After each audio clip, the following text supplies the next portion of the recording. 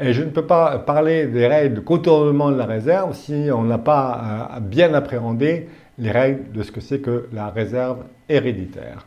Et on va parler de la réserve essentiellement en présence de descendants. Car, je rappelle, en l'absence de descendants, l'héritier réservataire est le conjoint survivant. Donc, oui, c'est des situations, mais qui sont relativement plus rares. En général, vos clients ont des enfants. Donc, la réserve est la quotité disponible ordinaire.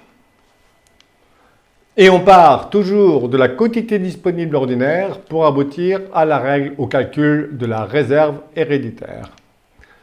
Alors, la loi du 23 juin 2006, elle a changé près de 200 articles du Code civil, et notamment en ce qui concerne la réserve héréditaire. Avant cette réforme-là, les parents du défunt, donc l'ordre 2, devenaient héritiers réservataires en l'absence de descendants. Donc, ils ont été supprimés en tant qu'héritiers réservataires, mais les descendants, eux, le reste. Et un grand assouplissement, c'est que la réserve, les règles qui régissent la réserve sont d'ordre public, sauf exception. Sauf exception, d'ordre public, ça veut dire qu'on ne peut pas y déroger, sauf exception, et notamment la rare. La renonciation anticipée à l'action en réduction ou en retranchement qui a des enfants d'un premier lait. Et vous avez vu que chez moi, c'est un outil courant que je propose. Or, on n'entend jamais ou très rarement parler de la rare. Le principe, c'est que c'est l'interdiction des pactes sur succession future. On ne peut pas passer des accords qui misent sur la mort d'autrui. Voilà l'idée. Sauf exception. Donc, la renonciation anticipée à l'action-réduction en est un. C'est un acte qui est pris par anticipation. La donation entre époux est une exception à la prohibition des pactes sur succession future. La société civile est encore une exception. Parce qu'on peut très bien refuser l'entrée d'un associé réservataire au sein du capital de la société. Il recevra sa réserve, certes, mais on peut l'exclure du capital de la société, par exemple. Vous voyez? Donc, voilà, on ne peut pas miser sur la mort d'autrui, sauf exception. Et les héritiers réservataires sont les descendants, et à défaut de descendants, le conjoint survivant à hauteur d'un quart de la succession. Et je rappelle que la succession se compose des biens au moment du décès, après réunion fictive de toutes les libéralités, réunion fictive qui a eu lieu avec la valeur au moment du décès pour les libéralités de droit commun, et valeur au jour de la donation pour les donations partage. C'est clair?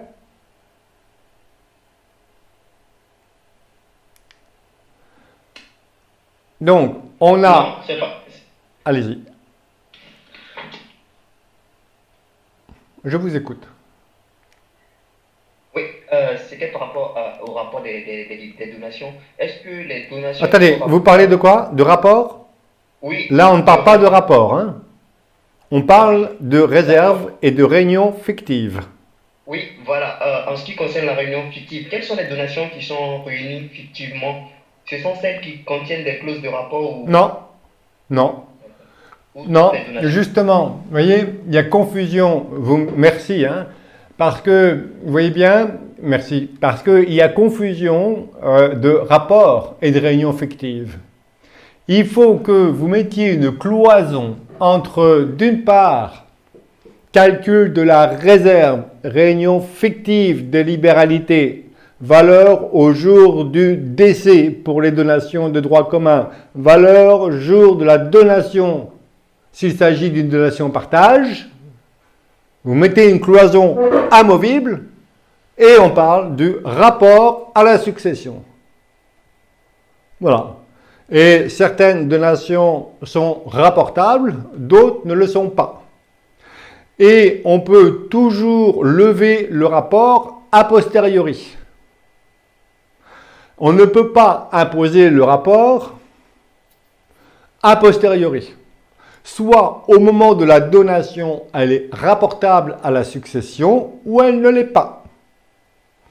Elle ne l'est pas, notamment parce que la loi écarte le rapport, une donation partage n'est pas rapportable à la succession, ou parce que la donation portera sur la quotité disponible, en principe pas rapportable, mais on ne le sait qu'au moment du décès, ou alors j'ai précisé dans l'acte de donation que la donation n'est pas rapportable, ou que j'ai précisé qu'elle était rapportable, sauf que c'est impossible pour une donation partage de préciser qu'elle est rapportable. Hein.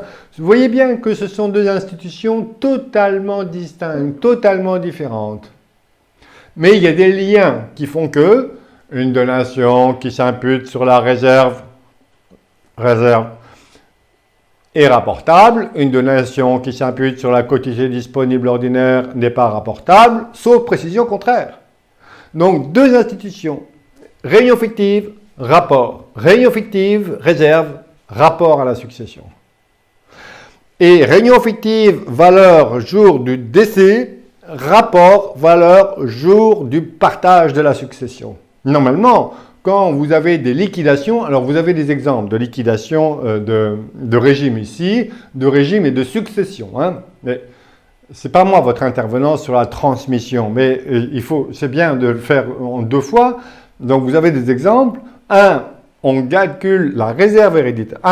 Voilà comment s'opère normalement, devraient s'opérer les opérations de liquidation de succession. 1. Liquidation de la communauté. Tac, première opération avec le calcul des récompenses.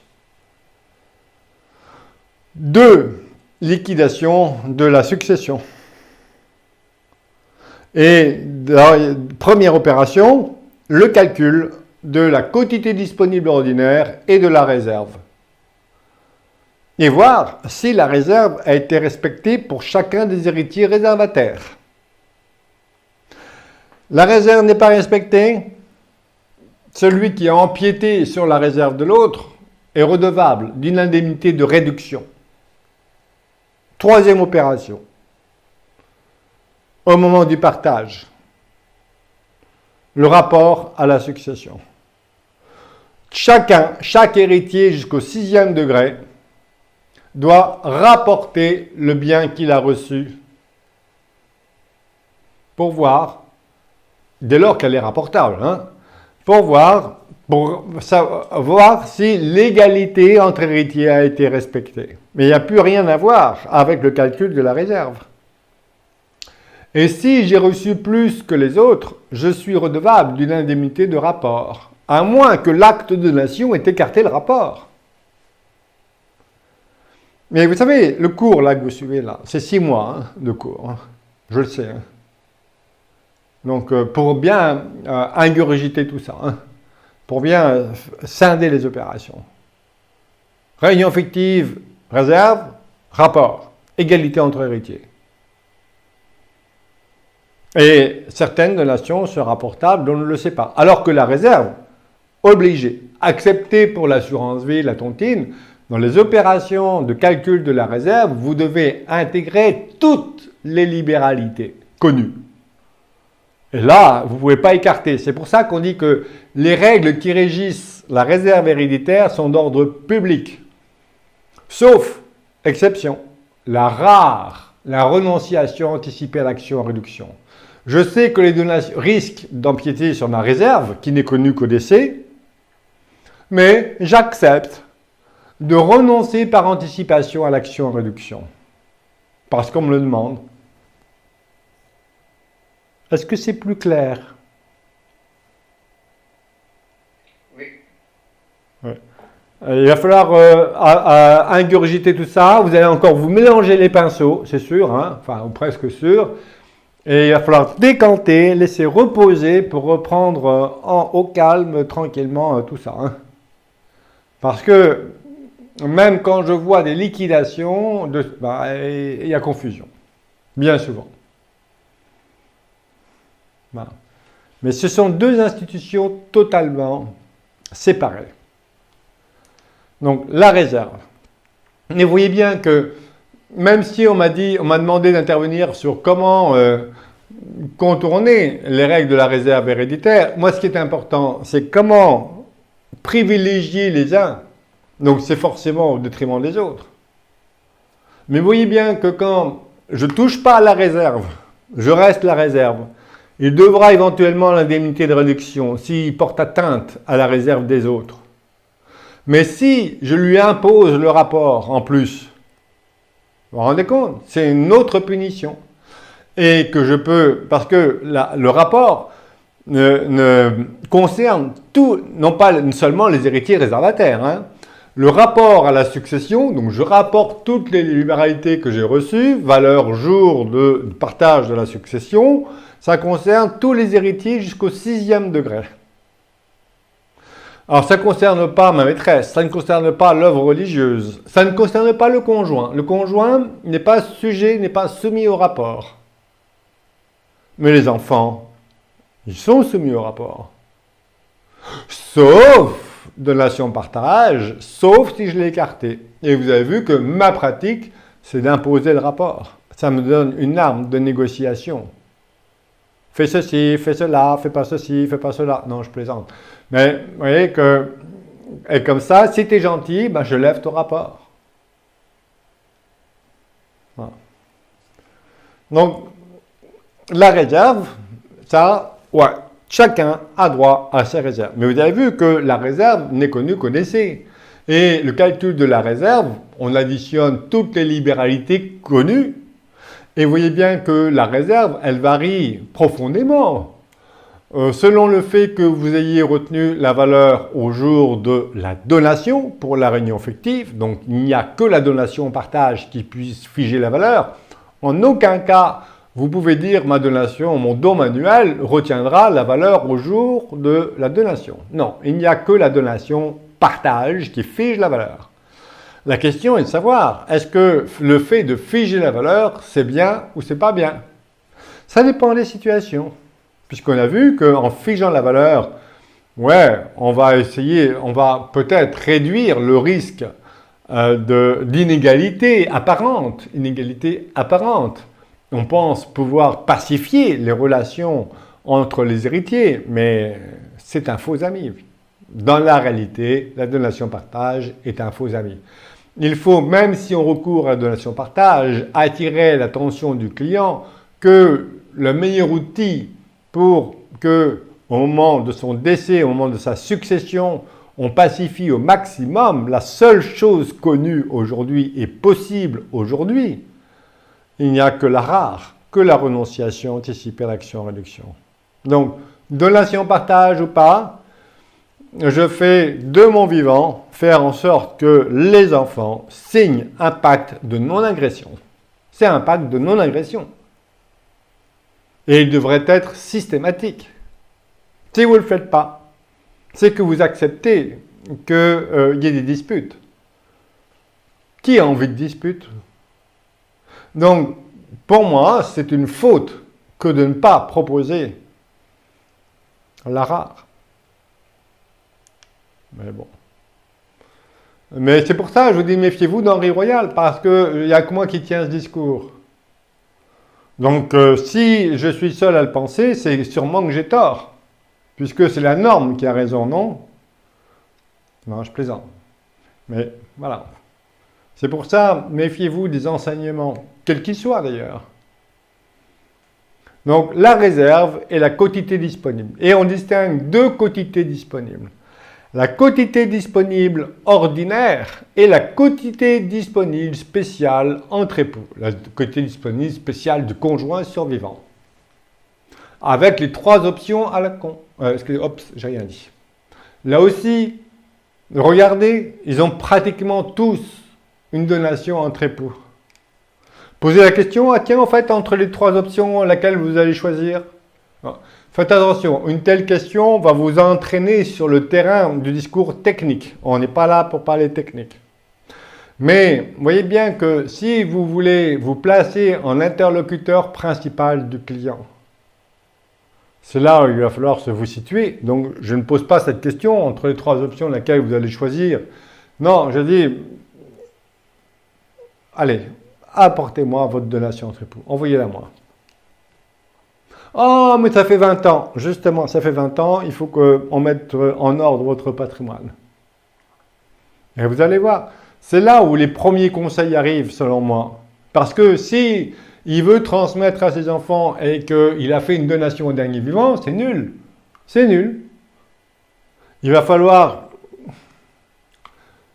aménager la donation au dernier vivant, sur mesure, que du sur mesure. Donc, calcul de la réserve, bien existant au décès, j'enlève le passif et j'additionne toutes les donations.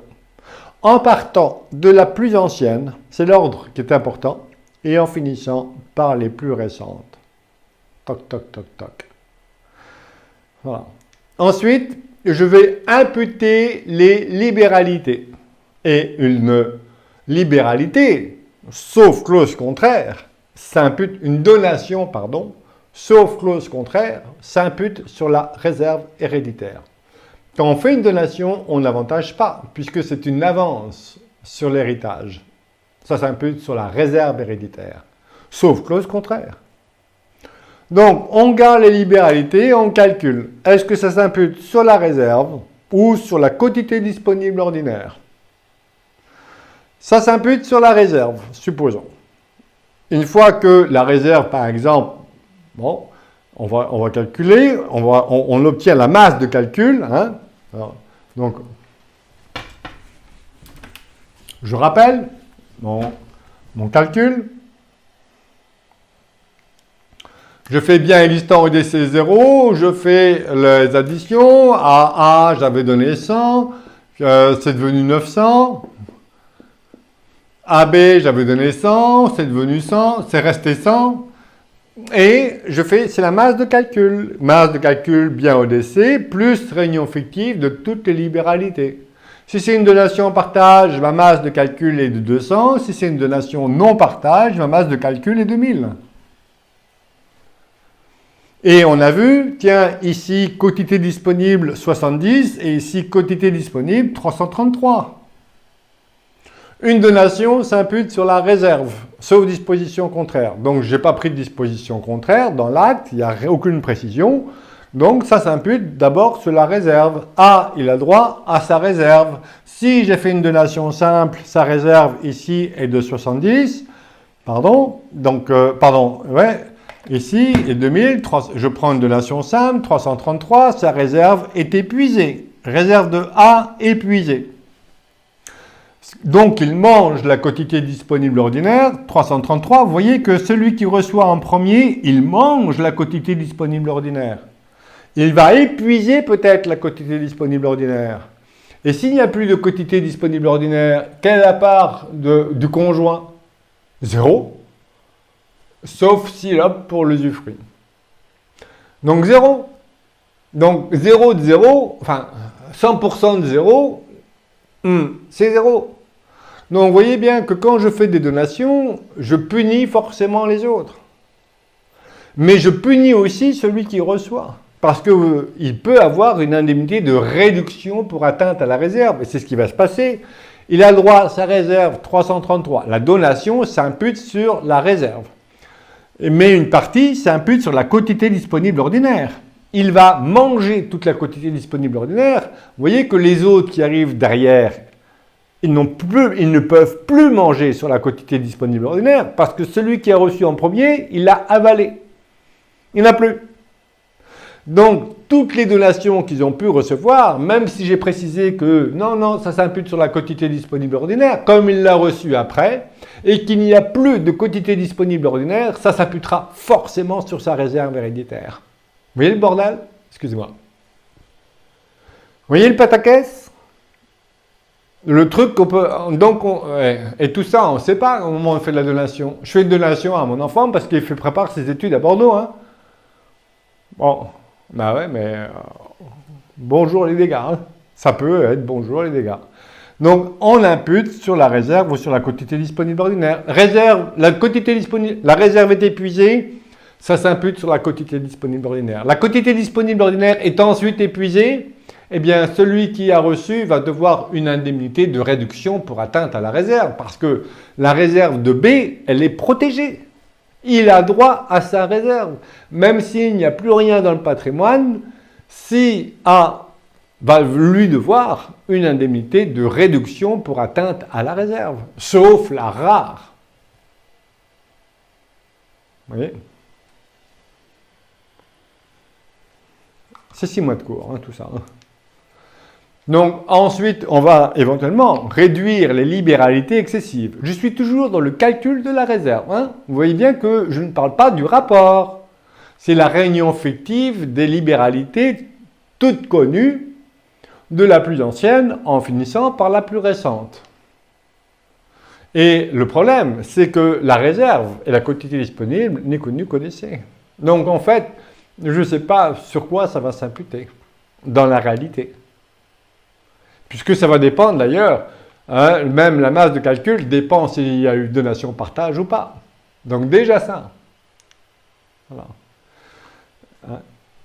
Et donc après, je calcule la quotité disponible ordinaire et j'aboutis à la réserve de chacun. Un enfant, quotité disponible ordinaire, la moitié, réserve la moitié. 2 enfants, quotité disponible, 1 tiers, réserve 2 tiers. 3 enfants, 1 quart, 3 quarts.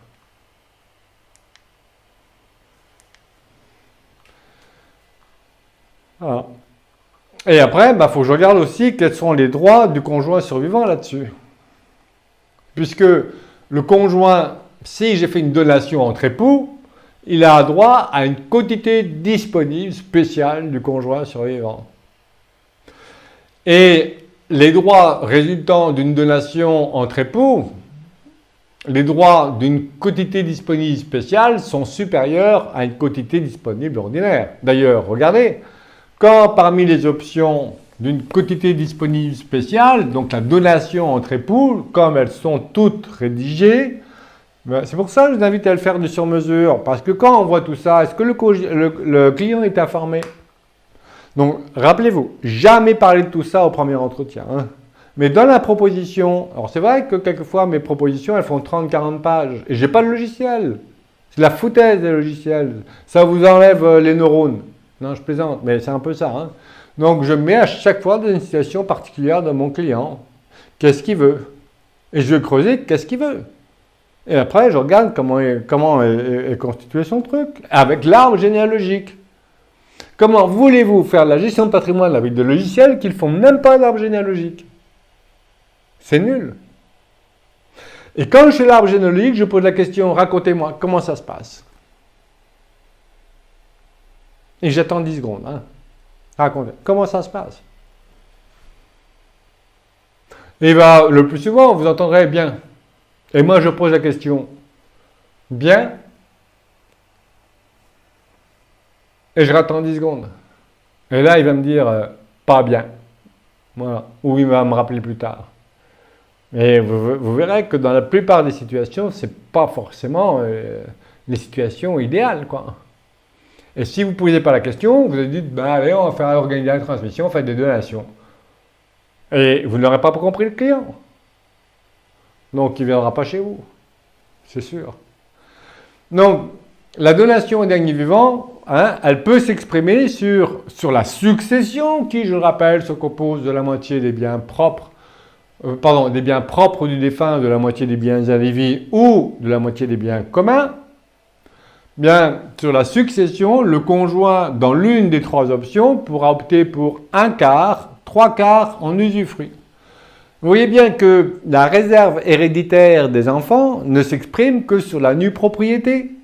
J'ai 3 enfants, ils reçoivent chacun 1 tiers, pardon, j'ai mal fait, mais ici 1 quart, puisque la quotité disponible est de 1 quart, donc 1 quart, 1 quart, 1 quart en nue propriété. Et le nu propriétaire ne peut pas disposer du patrimoine librement. Son seul droit du nu propriétaire, c'est d'attendre le décès de l'usufruitier. Ah. Il n'aura un droit sur le patrimoine qu'au moment du décès de l'usufruitier. Donc, pour déshériter mes enfants ou pour repousser leur succession, même avec mon nouveau conjoint qui a l'âge de mes enfants, si je fais une donation entre époux avec ma nouvelle chérie qui a l'âge de mes enfants, forcément, les enfants ne sont que nus propriétaires, ils attendent le décès de la poufiasse, qui a opté pour un quart, trois quarts. Il a bloqué la succession. Ça va?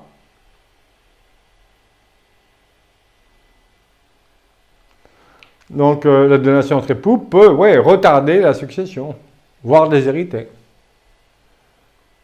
en fonction de l'ordre de décès.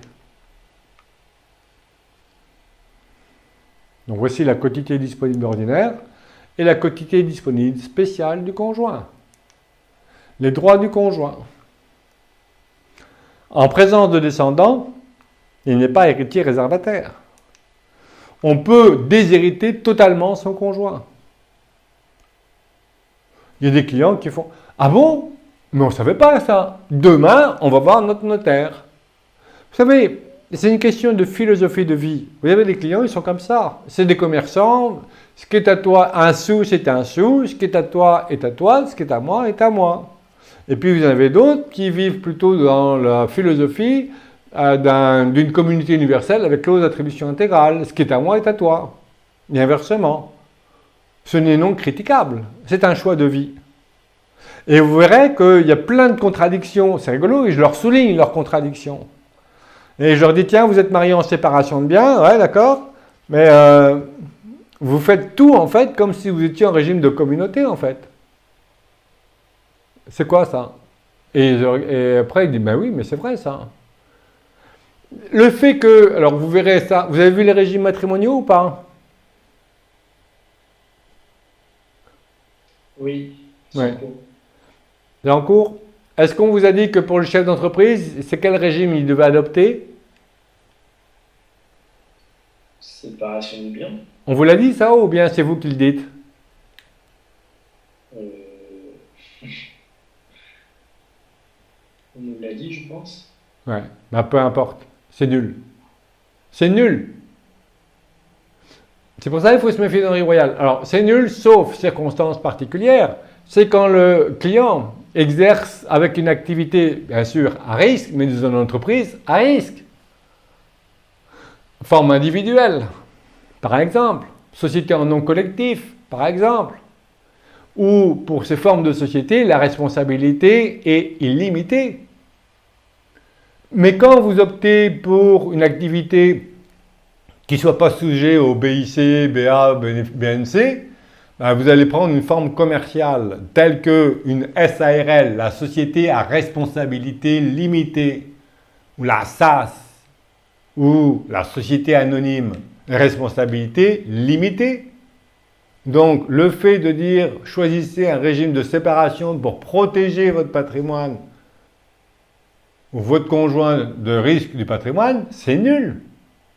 Sauf si vous exercez en entreprise individuelle, mais il faut être fou pour exercer en entreprise individuelle au plan fiscal. Être soumis au régime des BIC, il faut complètement être cinglé. Je dis ça, mais il y en a plein. Donc là aussi, ce doit être moi qui dois être cinglé. Mais moi, ce qui m'intéresse, c'est l'intérêt du client. Ce n'est pas mon intérêt à moi ou mes croyances. Il y a un inconvénient majeur. Moi, là récemment, j'ai une infirmière libérale qui dit « Tiens, on me dit qu'il faut commencer en entreprise individuelle. » Je dis « Mais il faut complètement cinglé. Si vous dites de commencer en entreprise individuelle, vous vous privez de grandir. C'est vous devez rester tout petit. » Parce qu'il y a un inconvénient majeur dans les bénéfices industriels et commerciaux comme les plus-values dites professionnelles, c'est que la donation n'efface pas la plus-value. La donation n'efface pas la plus-value. Or, la donation est la meilleure arme de défiscalisation. C'est clair, surtout quand on est chef d'entreprise. Mais la donation est la meilleure arme de défiscalisation. Pourquoi? Parce que c'est là où l'impôt est le plus dur. Quand le client dit « Tiens, je vais investir en LMNP », enfin, je suis provocateur, hein, évidemment, hein, mais vous faites des économies éventuellement sur l'impôt sur le revenu. Ok. Mais qu'est-ce qui frappe le plus? C'est la taxation du patrimoine, et notamment les droits de succession. Combien d'économies devez-vous faire à l'impôt sur le revenu pour essayer d'arriver à la même économie sur les droits de succession? Il faudrait que votre client travaille 200 ans. Sa durée de vie n'est pas de 200 ans. Donc, tout ce qui importe, c'est la transmission. La transmission le plus vite possible, mais je maintiens les pouvoirs. Mais tout le monde est figé, focalisé sur la fiscalité, l'avantage fiscal. Donc, tiens, à l'MLP, vous allez pouvoir faire une économie, je pense, de 1 000 € par mois. C'est beaucoup, hein? Donc, 10 000 €. Moi, je vous fais économiser une entreprise, 6 millions, 2,5 millions. Combien d'années devrez-vous économiser à 1 000 € par mois pour pouvoir espérer une économie de 2,5 millions? Vous voyez, il faut toujours regarder dans la globalité. Pour ceux, les clients qui acceptent de regarder dans la globalité. Il y a des clients, ils ne veulent pas. Mais je respecte, c'est un point de vue. Mais souvent, c'est parce qu'on ne les a pas éclairés. On ne les a pas éclairés. Évidemment, si j'ai des produits à vendre, des comptes à rendre, évidemment. Mais quand même, on peut exercer correctement son métier avec le sens du service client. Je vais peut-être vendre moins de PEA à la quinzaine du PEA, certes, mais globalement, je vais faire exploser les compteurs. Parce que j'aurai des clients satisfaits qui vont me recommander. Donc, les droits du conjoint survivant, la quotité disponible spéciale du conjoint survivant. Donc, par donation entre époux, par contrat de mariage ou par testament. Mais vous voyez bien que, ici, hein, j'ai froissé les règles de la réserve héréditaire. Hein.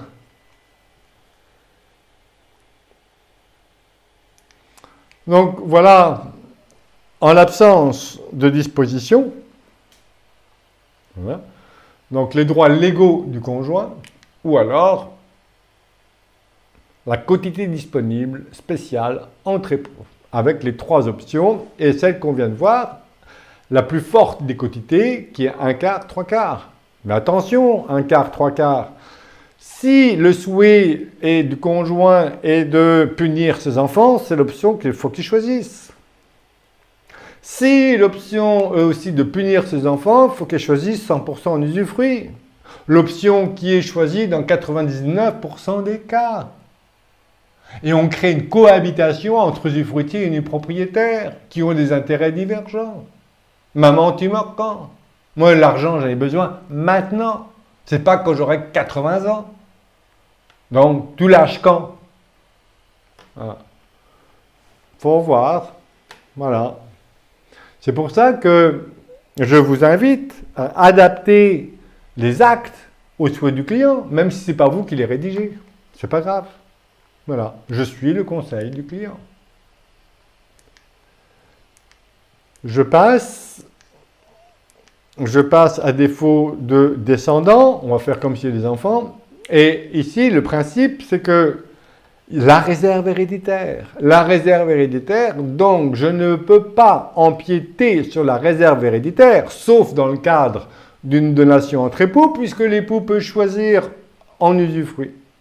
La réserve des enfants ne s'exprime que sur la nue propriété. Donc je punis forcément les enfants. J'avantage mon conjoint, c'est forcément au détriment des autres, donc au détriment des enfants.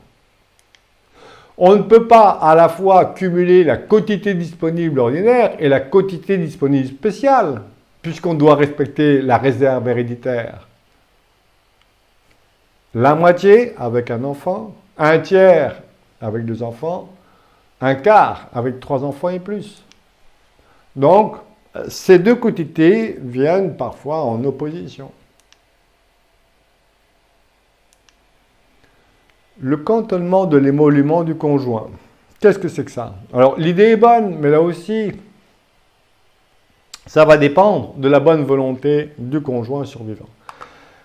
L'option successorale, accepter purement ou simplement, renoncer à la succession ou accepter à concurrence de l'actif net, tout ça, l'option est indivisible. On ne peut pas renoncer totalement à une succession ou accepter partiellement.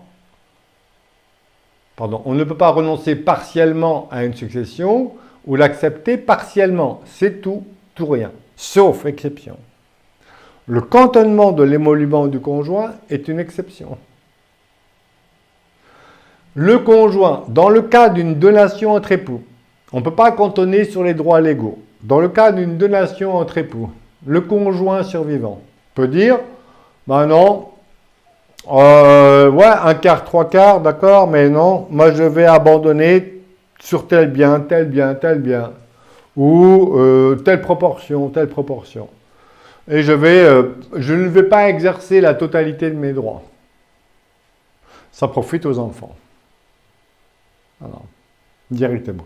Et directement, comme s'ils avaient reçu de leurs parents prédécédés, et non pas du conjoint survivant. Alors, ça peut avoir des applications très intéressantes. Mais ça, c'est une mesure qu'on ne peut pas imposer. Que le conjoint peut prendre à sa seule initiative au moment du décès. Donc c'est un plus, voilà. Mais il faut le savoir, j'ai eu là récemment une succession d'une personne proche. Je dis, il faut simplement cantonner son émolument. Comme ça part en bas.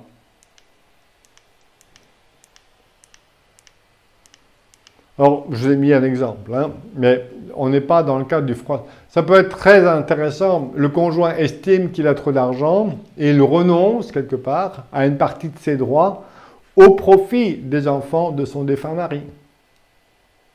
Et là, la taxation est faite non pas entre conjoint et le degré de parenté avec le défunt, mais directement, comme pour les libéralités graduelles ou résiduelles qu'on a vues précédemment, directement selon le lien de parenté défunt gratifié.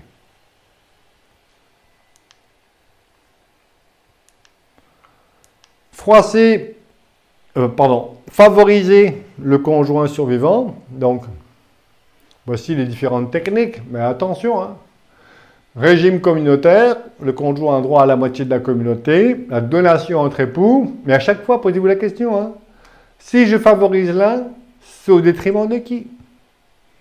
L'avantage matrimonial, donc vous l'avez vu, vous allez le voir, si vous n'avez pas fini les régimes matrimoniaux, l'avantage matrimonial, c'est le préciput, la clause d'attribution intégrale et la clause de partage inégal. Si je me marie, j'ai pas d'enfant, j'adopte le contrat de communauté universelle avec clause d'attribution intégrale, forcément, je déshérite mes enfants. Je déshérite nos futurs enfants. Et vous avez sans doute vu que si vous faites ce type de changement en cours de mariage avec des enfants qui sont déjà nés, ben non, ils ont droit à l'action en retranchement.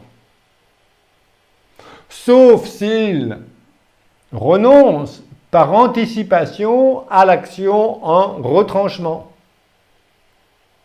La renonciation anticipée à l'action en réduction pour atteinte à la réserve et en retranchement, notamment par les enfants du premier lit. Ma préférée, société civile, dissociation du capital, la réserve, de l'avoir donc, et d'autre part des pouvoirs. Je transmets mais je garde les pouvoirs. Vous voyez, dans une société civile, par exemple, je peux, dans les statuts, je peux mettre des clauses d'exclusion. Je ne m'entends plus avec toi. Je constate par lettre recommandée que je ne m'entends plus avec toi. Casse-toi. Et je t'exclus avec une valeur que j'ai prédéterminée dans les statuts. Waouh! J'ai rien donné, Voilà. Vous voyez, même, il y en a qui me disent, il y a plein de traditionalistes qui me disent, même sur Rial, vous ne pouvez pas donner, les enfants sont mineurs. Je dis alors, mais on ne peut pas. Pourquoi? Ben, la loi ne veut pas. Je dis, mais vous avez fait vos études où ça, vous? Donc, ils ne sont pas contents. Et je dis, quand c'est petit, c'est mignon. Et si jamais ça se passe mal avec mes enfants, je sais comment, en fait, ils n'ont rien reçu, quoi. Ils n'ont rien reçu. Ils ne peuvent rien faire. Ils ne peuvent pas venir me nuire. Ils ne peuvent pas nuire, éventuellement, si je veux favoriser mon conjoint, mais j'ai transmis. Donc je leur ai fait un beau cadeau. Ils n'auront pas à payer les droits de succession. Parce que c'est à eux, c'est aux donataires de payer en principe. Bon, là c'est moi qui ai pris en charge quand ils étaient petits, mais ils recevront s'ils sont gentils avec moi. La clause de réversion d'usufruit, je donne la nue propriété à mes enfants avec une clause de réversion d'usufruit au profit d'un tel, mon conjoint par exemple, mais ça peut être au profit d'une œuvre, au profit de ceci, au profit de cela. Et il n'y a pas de limite. Il n'y a pas de limite. Si ma réversion d'usufruit, elle dure 100 ans, bah mes enfants, ce n'est pas eux qui recevront, ce sont leurs héritiers qui recevront la pleine propriété. Vous voyez ? L'assurance vie. Je peux, en plus, pour accroître les droits du conjoint survivant, le mettre bénéficiaire d'un contrat d'assurance vie, éventuellement avec un démembrement de la clause bénéficiaire. Mon conjoint en usufruit, mes enfants en nue propriété. Comment défavoriser, donc favoriser le conjoint au détriment des enfants. Comment défavoriser le conjoint au profit des enfants. Le priver de ses droits légaux. L'exclure de l'administration légale. Je donne à mes enfants mineurs, à nos enfants mineurs, mais j'ai divorcé avec mon conjoint. Et je ne veux pas qu'ils puissent exercer aucun pouvoir sur les biens que j'ai transmis à notre enfant mineur. Ni que le conjoint, ni que l'autre parent, plutôt, puisse exercer ses droits de jouissance légale sur les biens de l'enfant mineur. Tout à fait possible d'écarter. 384 du Code civil. Bon. Donc, à voir tout ça. Vous voyez, j'ai des outils à la disposition. L'important, ce n'est pas forcément de connaître tout le détail de toutes les mesures, c'est de savoir la sortir au bon moment, la disposition. C'est ça qui est important. Quitte après que ce soit vous ou un spécialiste, un ingénieur patrimonial ou autre, qui aille le mettre en œuvre. Mais c'est vous le chef d'orchestre. C'est à vous de proposer la bonne solution au bon moment, sans avoir forcément une connaissance complète du dispositif. Il faut que tout de suite s'allume une alerte rouge. Bip, bip, bip. Voilà. L'IFI, impôt sur la fortune immobilière, c'est en principe l'usufruitier qui est redevable de l'IFI sur la valeur de la pleine propriété. Je dis ça parce que si le conjoint choisit l'usufruit, eh bien si ça résulte de l'usufruit légal, la répartition de l'IFI est réalisée entre l'usufruitier et le nu propriétaire selon l'article 669 du Code général des impôts, que vous allez voir quand vous allez étudier le démembrement. Si l'usufruit résulte d'une donation entre épouses, c'est l'usufruitier qui est redevable de l'IFI. Donc il faut regarder aussi, il faut voir entre les deux. Réduction et rapport de libéralité. Donc, on a vu les exemples, la réduction de libéralité excessive, et on va voir le rapport civil des libéralités. Alors, je vous ai mis des exemples d'application, mais ce qu'on va retenir, c'est que ce sont deux institutions totalement différentes. La réserve, la réunion fictive des libéralités, respecter la réserve héréditaire, avec éventuellement à la clé une indemnité de réduction, et le rapport s'assurait de l'égalité entre les héritiers jusqu'au 6e degré, et ça s'applique au niveau du partage de la succession, et le rapport a pu être écarté. Alors que la réunion fictive, en aucun cas, n'a pu être écartée. C'est obligé. Je vous ai mis un exemple de rapport qu'on a vu au tableau tout à l'heure. Je rapporte ma donation qui vaut 900 valeur jour du partage de la succession. Ma sœur rapporte 100 au moment du partage, valeur du partage de la succession. Total 1000. Eh bien, on doit partager tous les deux. 500 chacun. Donc, vous voyez que le bien reçu, voilà, Sans parler de l'indemnité de réduction, éventuellement. Hein. Donc, je vous ai mis ici l'indemnité de rapport. Partage des biens existants. Voilà.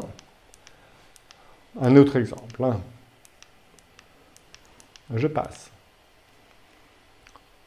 Donation de la nue propriété. Alors, là aussi où je peux créer des inégalités. Pour la réunion fictive et le rapport, deux institutions différentes, eh bien, on doit prendre en compte la valeur de la pleine propriété et non de la nue propriété. Donc, vous voyez bien que je vais désavantager encore un enfant en lui donnant de la nue propriété parce que pour la réunion fictive, pour le calcul de la réunion fictive, même si la base fiscale de la nue propriété n'est que de 50% parce que j'ai 55 ans au moment de la donation, on s'en fiche complètement. Ça, c'est du fiscal, hein, bien distingué toujours civil, fiscal. Rien à voir. Mais celui qui reçoit la nue propriété, même si ça a été calculé par 50%, et si la nue propriété vaut 50% de la pleine propriété, ben, l'enfant qui a reçu devra et la réunion fictive et le rapport calculé sur la valeur de la pleine propriété. Et toc. Donc, je vous ai mis les opérations successives encore. Masse de calcul de la quotité disponible. Vous voyez, je travaille par répétition, mais comme je suis arrivé en retard à la formation, je vous renouvelle mes excuses.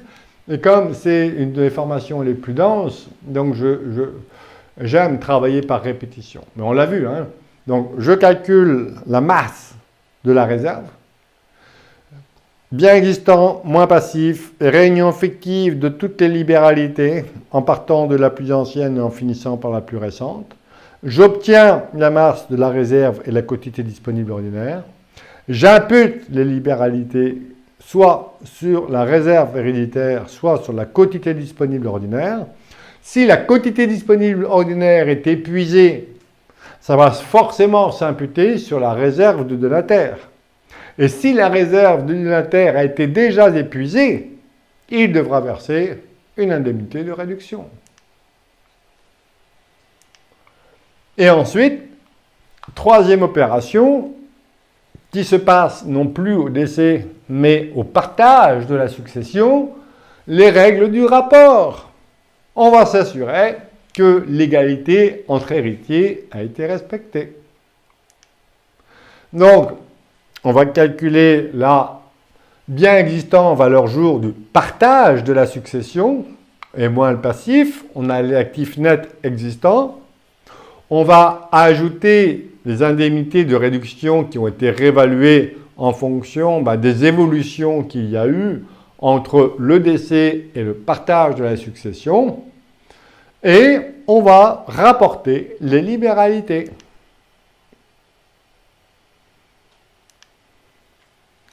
Voilà. Alors après, il y a des règles. Hein. Bon, je passe sur les règles. Ça fait beaucoup d'informations. Je passe.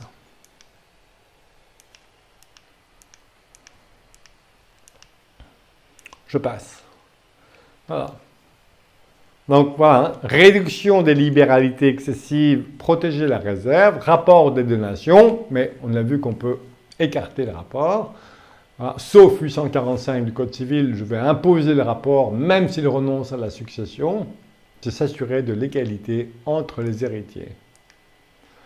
Voilà. Réunion fictive pour le calcul de la réserve. Un héritier peut renoncer à l'action en réduction en faveur de ses frères et sœurs, et il peut renoncer par avance, par anticipation à l'action en réduction. Le rapport des donations, non. D'ailleurs, ce n'est pas du tout les mêmes. Vous voyez, les articles du Code civil, hein, ils sont bien séparés. Hein, 843, 863. Il concerne les héritiers sans testament, jusqu'au 6e degré. Le conjoint survivant n'est pas sujet au rapport. Les petits-enfants ne sont pas sujets au rapport lorsqu'ils ont reçu, par exemple, des libéralités de leurs grands-parents alors que leurs parents étaient vivants, parce que ce ne sont pas les héritiers ab intesta. Les petits-enfants ne sont que des présomptifs héritiers. Mais au moment où moi, grand-parent, j'ai des enfants, mais je donne directement à mes petits-enfants ne sont pas sujets au rapport. Par contre, si un enfant est décédé et que je donne à mes petits-enfants, eux, ils sont sujets au rapport, parce que ce sont des héritiers ab intestin.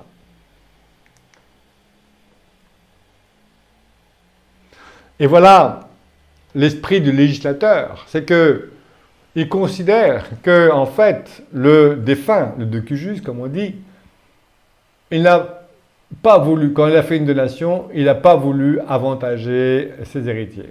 Vous rigolez ou quoi? Moi, si je donne à un enfant et pas aux autres, a priori, je me dis, bah, c'est pour lui donner un coup de pouce, non? Ben non, le législateur, il dit non, c'est pas ça. Il présume que l'égalité doit être respectée entre les héritiers. C'est comme ça. Mais cette philosophie-là est-elle en accord avec celle du conjoint, de mon client, pardon? Pas forcément. Donc voilà, et il y a des libéralités qui sont rapportables, d'autres qui ne sont pas rapportables, sauf disposition contraire. Et la disposition contraire est impossible pour une donation partage. Mais on peut très bien, dans l'acte de donation, dispenser le rapport.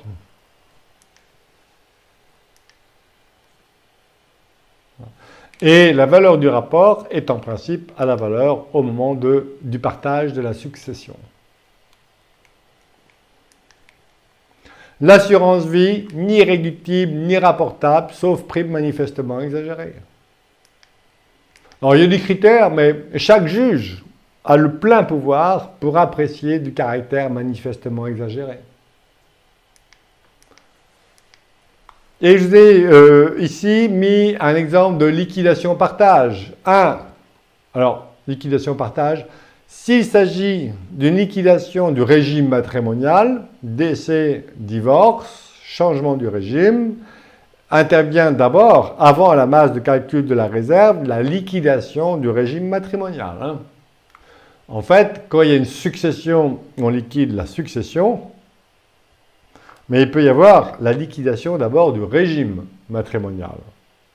Dès lors que, avec le calcul des créances et des récompenses. Donc ici, je n'ai fait que la liquidation de la succession.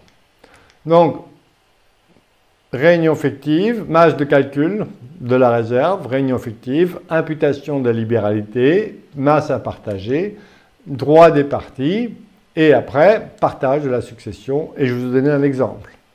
Mais je ne vais pas voir l'exemple avec vous sur une journée. Je vous ai donné un exemple pour ceux qui veulent approfondir le sujet. Et donc, vous voyez bien que ça ne peut pas tomber ce genre de choses à l'examen.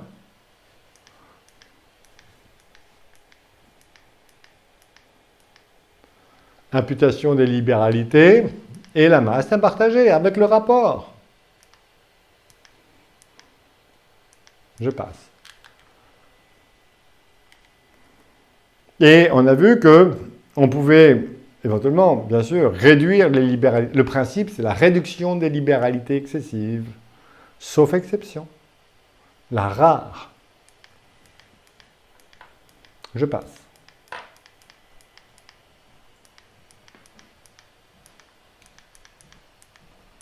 Je vous ai mis pour l'entreprise, est-ce que la valeur ajoutée, c'est moi qui l'ai créée, ou la valeur ajoutée est-elle fortuite?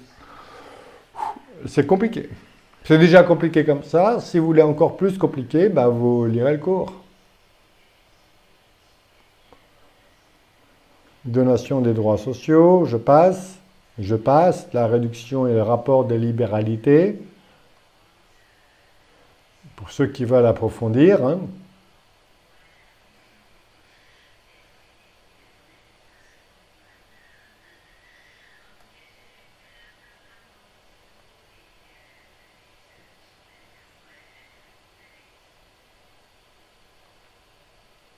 Je vous ai donné plein d'exemples. Et la renonciation anticipée à l'action au retranchement pour les enfants qui ne sont pas issus de tous les mêmes lits. Voilà. Et le rapport civil des libéralités. Donc vous avez ici, c'est la page 401. le rapport civil des libéralités. Et on a vu que rien à voir avec la réunion fictive.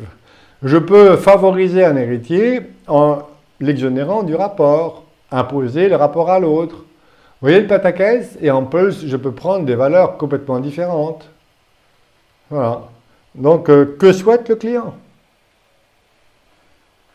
Les personnes concernées par le rapport, vous voyez, ça concerne non pas uniquement les enfants, mais tous les héritiers, jusqu'au 6e degré.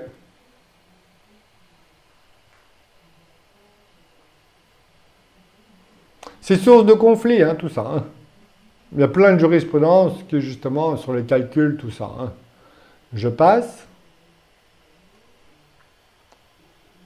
Voilà.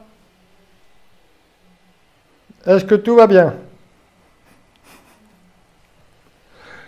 Était-il utile de revoir ces notions-là? Vous l'avez vu, vous n'avez pas encore vu la transmission, hein? Oui ou non?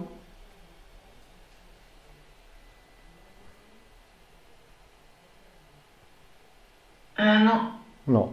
Donc, vous voyez, normalement, voilà le thème sur lequel j'ai été sollicité, comment froisser la réserve héréditaire, mais il faut déjà maîtriser tout ce qu'il y a en amont. Hein. Donc, vous allez en principe le revoir, j'espère.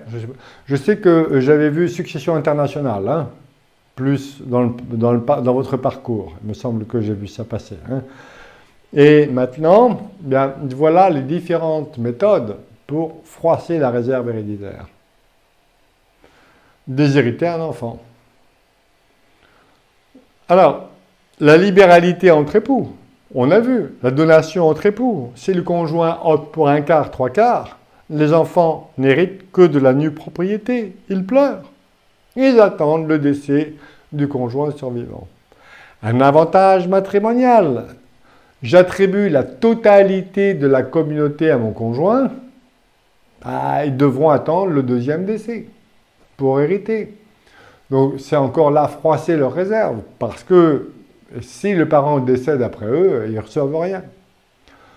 Le quasi-usufruit. Vous avez vu le quasi-usufruit ou pas?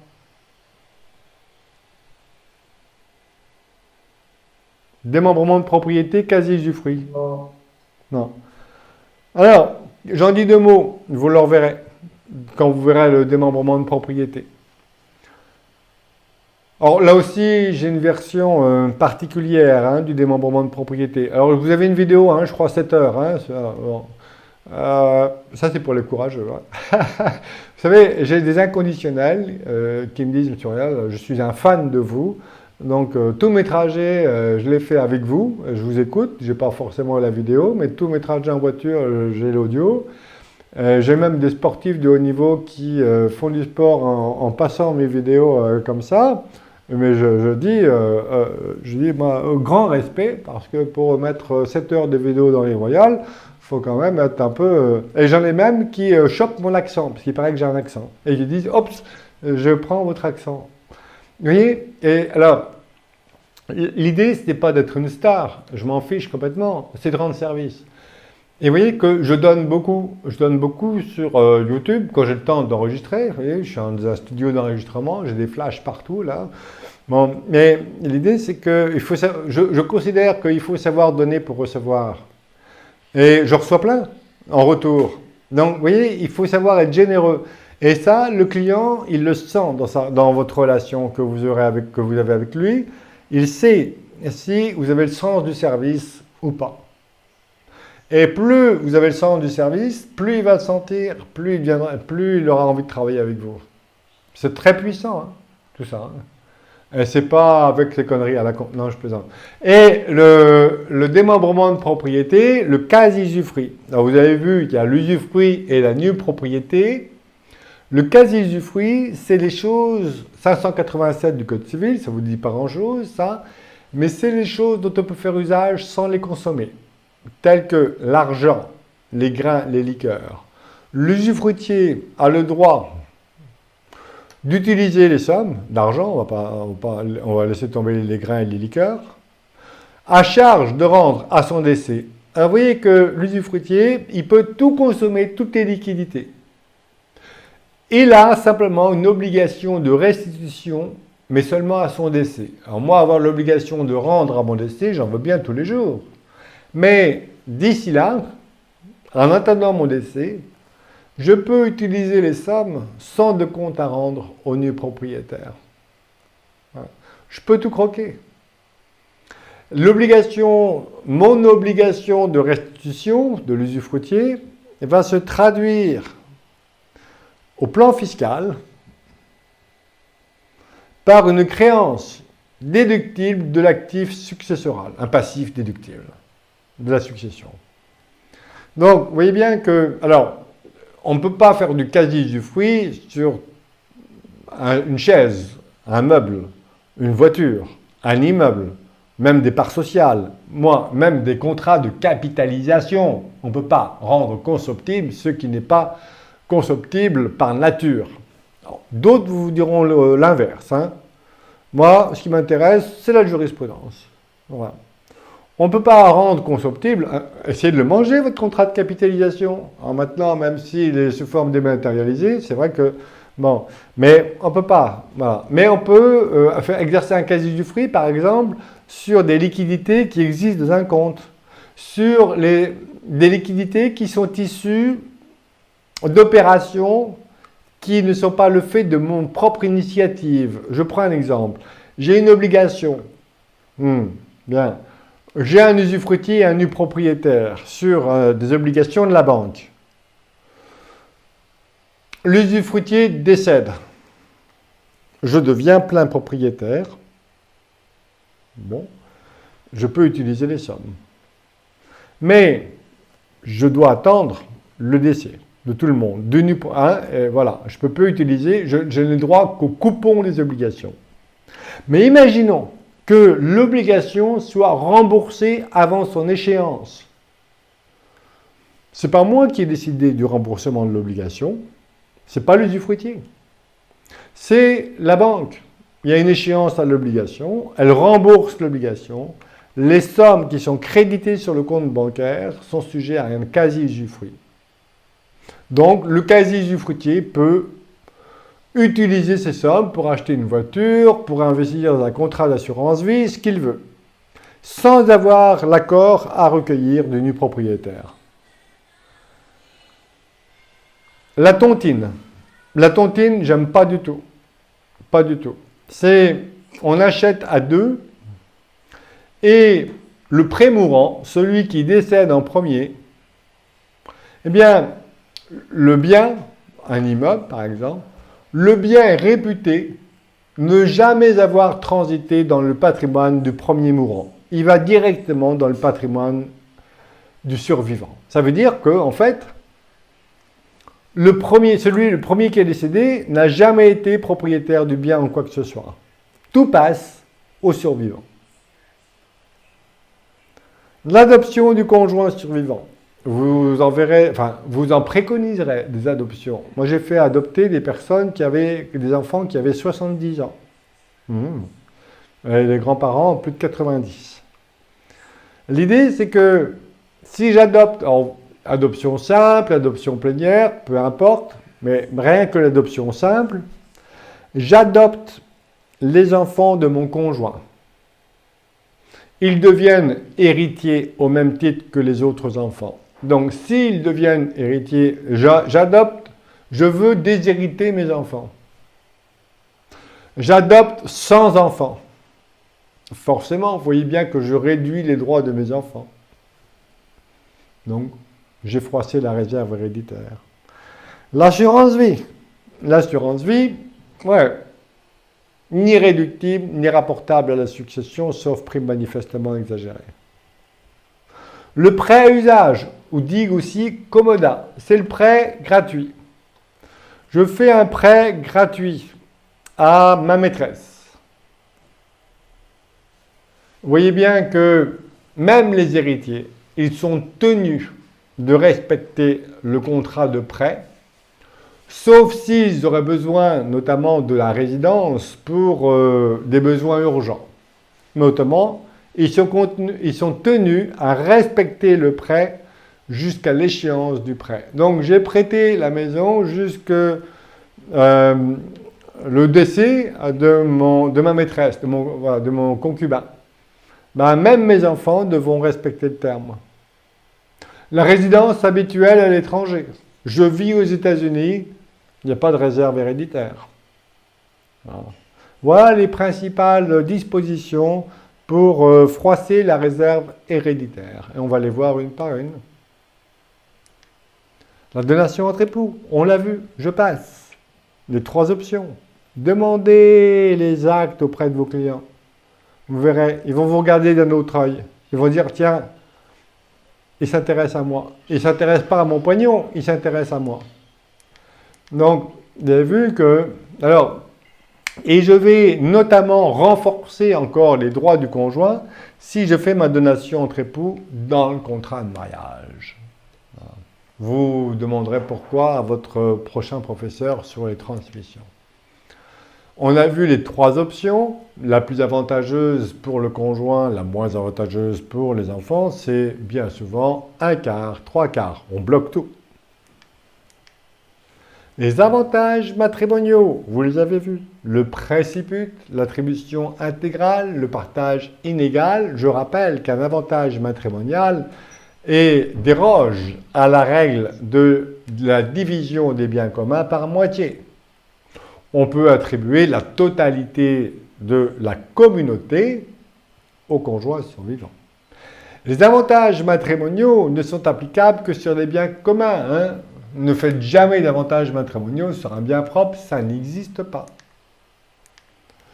Donc, voilà, l'attribution intégrale. Si j'adopte l'attribution intégrale avant d'avoir des enfants, forcément, j'ai froissé les règles de la réserve héréditaire, parce qu'ils n'hériteront qu'au second décès. Si j'adopte ce régime en cours de mariage et que j'ai des enfants, attention, parce qu'ils ont droit à l'action en retranchement. Les avantages risquent d'être réduits à hauteur de leur quotité, à hauteur de leur réserve. Donc voilà les clauses, attribution intégrale, partage inégal, le préciput. La limite, l'action en retranchement. L'avantage matrimonial en usufruit, je bloque tout. Pourquoi? Parce que vous voyez bien que si j'ai déjà des enfants, mon lien affectif avec mon conjoint, voire les enfants du conjoint, sont plus forts que ceux que j'ai avec mes enfants. Je sais que je dois respecter leur réserve héréditaire parce qu'ils ont droit à l'action en retranchement. Eh bien, je peux accorder, pour respecter leur réserve, je vais pouvoir attribuer un avantage matrimonial, par exemple, en usufruit. Pourquoi? Parce que je ne porte pas atteinte à leur réserve, puisque vous avez vu que dans le cadre d'une quotité disponible spéciale du conjoint survivant, mon conjoint il a droit à l'usufruit. Ils ont droit à leur nue propriété. Donc si j'accorde l'usufruit dans le cadre d'une donation entre époux, un avantage matrimonial, les enfants ne peuvent pas actionner l'action en retranchement. Donc ouais.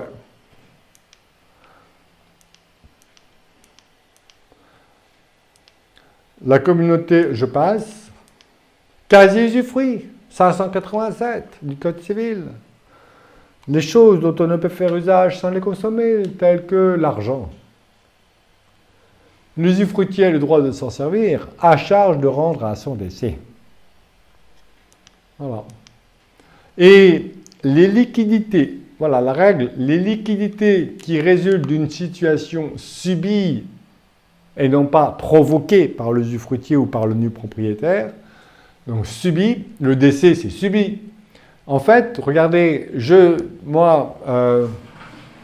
décède, mon conjoint est titulaire de droit en usufruit, eh bien, il exerce un quasi-usufruit sur toutes les liquidités présentes sur les comptes bancaires au moment du décès. Sans avoir de compte à rendre au nu propriétaire. Le nu propriétaire peut retirer les sommes. Alors certains banquiers refusent, mais c'est illégal. Normalement, tout de suite, on doit débloquer les fonds dès lors que j'ai l'acte de notoriété. Je sais que le conjoint, il a droit au usufruit, il a opté pour l'usufruit. Bon, eh bien, même s'il n'opte pas pour l'usufruit, parce qu'il est réputé lorsque le conjoint n'a pas pu se prononcer, il est réputé avoir opté pour l'usufruit. Et donc toutes ces sommes-là, donc situation subie, relèvent d'un quasi-usufruit. Autre situation subie, je suis usufruitier d'un immeuble, il brûle, l'indemnité est versée par l'assurance vie, il brûle à moins que ce soit moi qui ai mis le feu, mais si c'est un incendie fortuit, eh bien la compagnie d'assurance doit verser les fonds à l'usufruitier, pas au nu propriétaire, et l'usufruitier n'a pas l'obligation de reconstruire. Donc vous voyez bien que je touche, moi, usufruitier, les sommes, je fais ce que je veux. Vous voyez, le nu propriétaire, il pleure. Donc le quasi-usufruit est un quasi-propriétaire. Le nu propriétaire n'a droit à rien. Si je consomme tout le patrimoine, il ne pourra même pas déduire la dette de la succession. Donc, ouais. Ça, c'est sûr. Hein.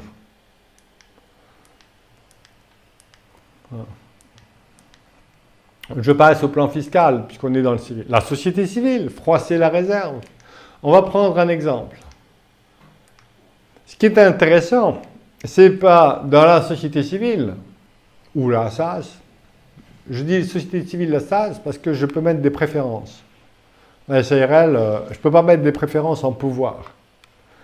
Donc, ce qui est intéressant, c'est que ce n'est pas moi qui suis propriétaire du patrimoine, c'est la société. Et la société, elle a vocation à vivre au-delà de moi. Je peux ennuyer des générations d'héritiers en les enfermant dans une société civile. Bon, quand le client me dit ça, je dis arrêtez, vous allez être mangé par les vers comme tout le monde, arrêtez d'emmerder le monde, quoi. Hein. Donc voilà, on est plutôt bienveillant, on va même penser dans les statuts à donner la liberté à mon décès ou au décès du conjoint survivant pour que les enfants puissent jouir du patrimoine librement. Mais je peux complètement les enfermer et les empêcher de jouir du patrimoine sur des générations. Hein. Donc froisser la réserve, société civile, ouais. Bon. Mais autant le client peut décider éventuellement de punir ses propres enfants, mais de punir toute sa génération, disant que peut-être que je vais l'informer sur le fait qu'il réfléchisse avant, quoi. Voilà. Donc, je prends un exemple. Monsieur, 50 ans, est marié en seconde noces avec madame, sous le régime de la séparation de biens, avec une donation au dernier vivant. Pourquoi? Enfin bref. Il a 3 enfants d'un premier lit, et ses enfants de premier lit et sa nouvelle épouse ne s'entendent pas. Il détient un patrimoine plus important, c'est son pognon, mais il veut protéger madame contre le risque de conflit. Et ce n'est plus des risques, là c'est une certitude. Et il est intéressé par un immeuble locatif de 410 000 € qui dégage une rentabilité de 4% l'an. Monsieur et madame créent une société civile à capital faible, 10 000 €. Madame souscrit 90% du capital, 9 000 €. Monsieur, 1 000 €, 10%. La société va emprunter 170 000 € à 5% pendant 15 ans. Pourquoi 170 000 €? C'est parce que je calcule le fait que la trésorerie soit à l'équilibre chaque année, qu'il n'est pas apporté en compte courant d'associé. La société, elle, où il va apporter, monsieur, 230 000 € en compte courant d'associé. Et parce qu'il est gentil, il va éventuellement souscrire une assurance temporaire d'essai. Simplement au profit de ses enfants, s'il ne veut pas complètement le déshériter. Mais il n'est pas obligé. Voici le bilan d'ouverture. Actif, 410 000. Fonds propres, capital, 10 000. Compte courant, 230 000. Emprunt, 170 000. Et voyons ce qui se passe en cas de décès de monsieur. Monsieur décède. Madame détient 90% des parts de la société. Donc, la succession ne porte que sur 10% des parts. Et il y a une donation entre époux. Donc, madame va opter pour 1/4 en pleine propriété, 3/4 sur ces 10%-là. Donc, vous voyez bien que c'est sur 750 €. en nue propriété que porte la succession. Madame, dans les statuts, on va lui attribuer la quasi-totalité du dividende, des bénéfices. Donc, déjà, elle va percevoir pratiquement 16 000 € de loyer par an avec un investissement de 9 000 €. Les enfants héritent de la nue propriété de 10% des parts, puisque madame détient 90. Hein. Mais qu'est-ce que vous voulez que fassent les enfants? Rien du tout. Ils attendent, ils pleurent, et j'ai respecté les règles de la réserve héréditaire.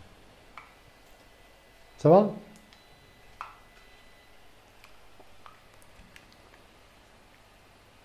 C'est bon? Des questions?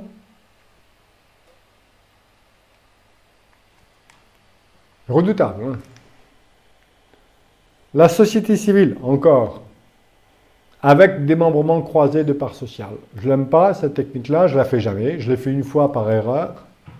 Parce que, pourquoi je ne la fais pas? Vous le voyez, hein, la technique, c'est les ingénieurs patrimoniaux qui proposent ça, parce que l'ingénieur patrimonial, généralement, il n'a pas la connaissance humaine. Il a la connaissance technique, mais la réalité humaine, ça lui échappe parfois. Et dans ces situations-là, je redoute, lorsqu'il y a une discorde, une mésentente entre monsieur et madame, puisqu'ils ont financé à 50-50. Et quand ça se passe mal, qu'est-ce qui se passe? Le juge va souvent accorder, par exemple, la résidence à madame, parce qu'en plus elle a un enfant, et qui est détenu par la société, et monsieur, il est très très déçu dans l'affaire. Et comme il ne veut pas s'éloigner de la résidence qui a été achetée dans le petit village, là, donc il va s'installer dans le village également pour être proche de son bien. Et tous les matins, il va regarder son ex pour voir si elle est vivante. Bon. J'ai toujours tendance à dire que les personnes qui recourent au démembrement croisé de parts sociales, ils ont un très grand coût. Parce qu'ils passent, vous allez dire, regarde, j'ai un grand coût, mais c'est pas forcément que j'ai pas fait de démembrement croisé. Mais bien souvent, ils passent le coût par la fenêtre tous les jours pour savoir si l'autre est en bonne santé. C'est une réalité. Hein. Donc, voilà, on va déshériter des enfants, certes, en respectant les règles de la réserve, hein, toujours. Hein. C'est ça qui est intéressant. C'est travailler se contraindre. Mais on n'a pas pensé au conflit entre les concubins ou les partenaires pacsés, voire entre les conjoints. Et là, à mon avis, c'est mortel. Enfin, mortel au plan patrimonial. Alors l'idée, c'est que monsieur détient 50% des parts, 1 à 50, en usufruit. Et 50% des parts en nue propriété, numérotées 51 à 100. Vous voyez? Donc, ça se fait par un échange. Hein. On acquiert, on construit une société. La société achète le bien. Et peu de temps après, on va échanger la nue propriété des parts de la société. Et on aboutit à ce schéma-là. Et regardez ce qui se passe en cas de décès. Imaginons que monsieur a des enfants.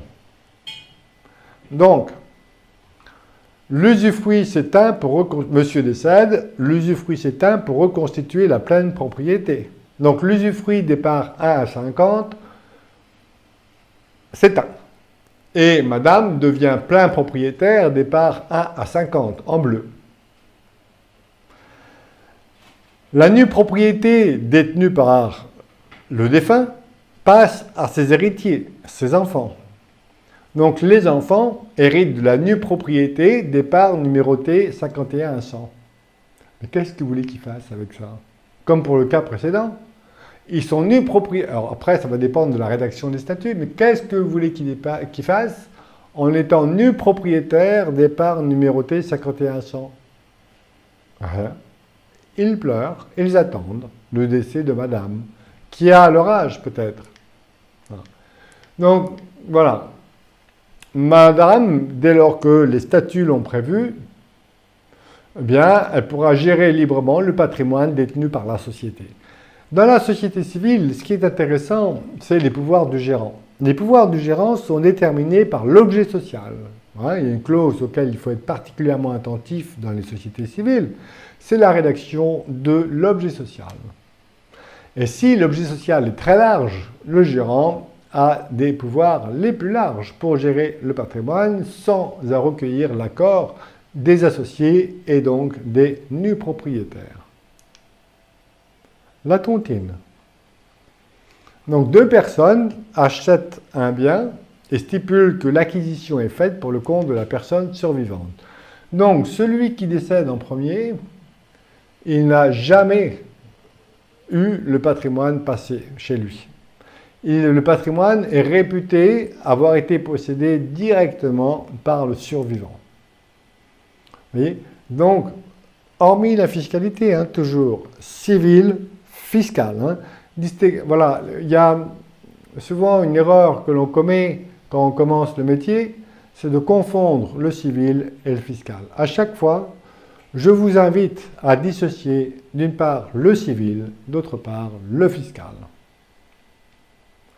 Et vous voyez bien, comme le patrimoine est réputé n'avoir jamais transité chez le premier mourant, forcément, j'ai complètement froissé la réserve héréditaire, puisque tout revient aux survivants. Le premier mourant avait des enfants, ils n'ont droit à rien sur ce patrimoine-là. Voilà. Et ils ne peuvent pas, hein, on m'a demandé tout à l'heure, à part les successions internationales sur la réserve, la tontine. Mais là aussi, la tontine présente des inconvénients majeurs, à mon sens.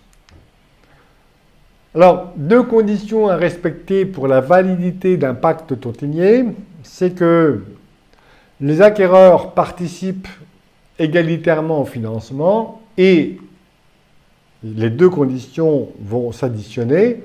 Les chances de survie de chaque acquéreur doivent être proches. Si monsieur est très riche et qu'il a une espérance de vie plus courte que madame, donc monsieur est vieux, très riche, madame est très jeune, très belle, ça ne marche pas. Ça marche éventuellement, monsieur est très vieux et n'est pas riche, et madame est très jeune et très belle et a plein d'argent. Ça peut arriver, hein? Voilà. Bon, vous voyez que, voilà, il y a une jurisprudence à peu près par an qui disqualifie le pacte tontinier parce que, dans l'ensemble, il y a eu des différences soit entre les chances de survie, l'espérance de vie des tontiniers et l'équilibre en termes de moyens financiers. Alors, je passe sur la fiscalité de la tontine, il n'y a pas d'avantage particulier.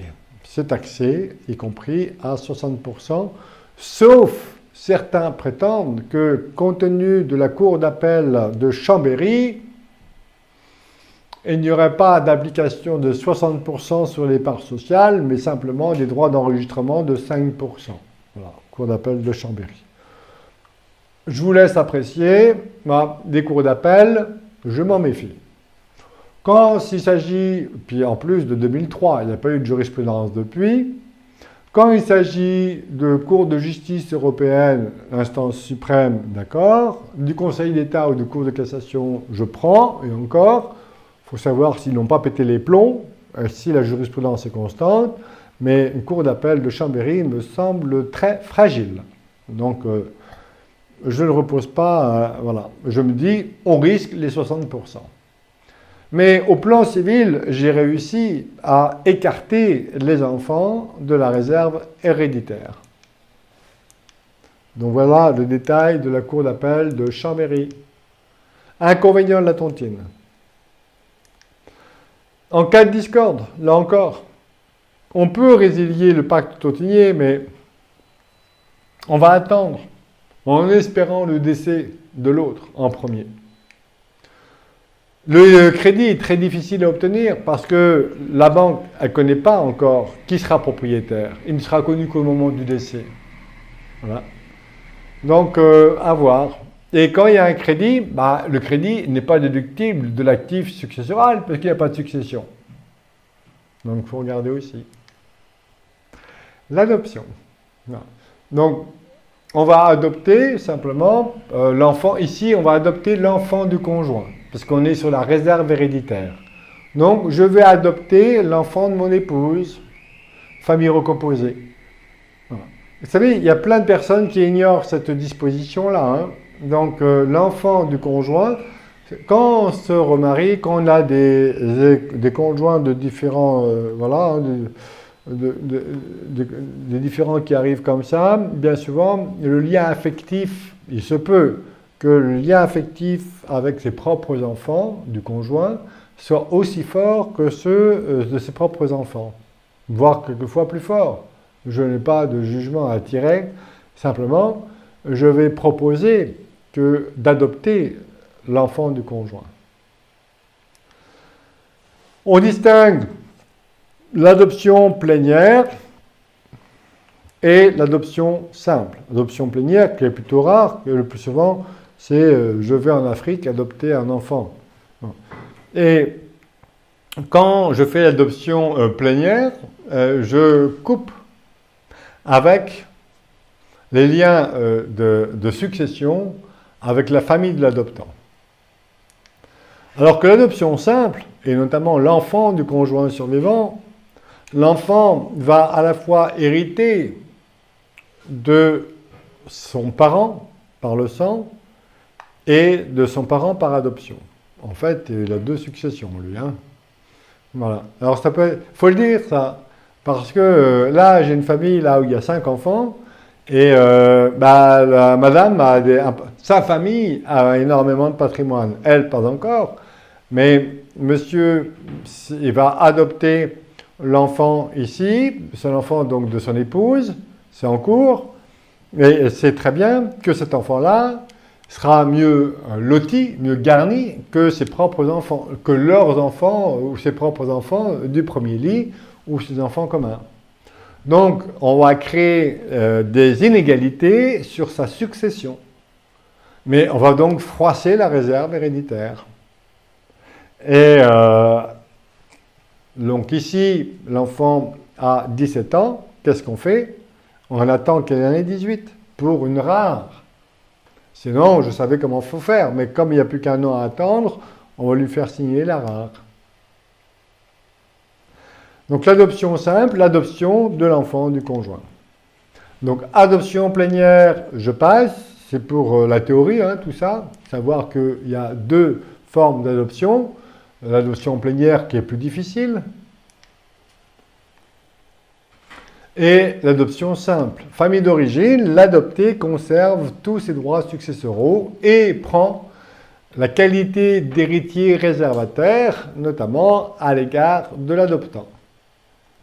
Et donc, forcément, si j'adopte 3 enfants, j'en ai un, ben, la réserve héréditaire, ben, vous voyez bien qu'elle est réduite. Alors que si j'avais un seul enfant, il aurait droit à la moitié. Et au plan fiscal, bien, c'est tout bon, parce qu'on a la même fiscalité que les enfants naturels. Donc, le tableau ici distingue l'adoption plénière et l'adoption simple. À l'égard de la famille d'origine, l'adoption plénière, non, il perd, mais il a les liens successoraux avec sa famille adoptive, alors que l'adoption simple, il les conserve dans tous les cas. Je passe. Je passe. L'assurance vie, pour froisser la réserve. Les fonds appartiennent à la compagnie d'assurance. Donc les fonds ne font pas partie de la succession. En fait, c'est une délégation. C'est une stipulation pour autrui, comme ils disent. Donc comme les fonds appartiennent à la compagnie d'assurance vie, bon, eh bien, à ce moment-là, il sort du patrimoine. Donc, il ne suit pas les règles de la réserve héréditaire, ni du rapport. Absence de donation indirecte, ça ne peut pas s'agir d'une donation indirecte, sauf si je souscris sur mon lit de mort, peut-être, oui.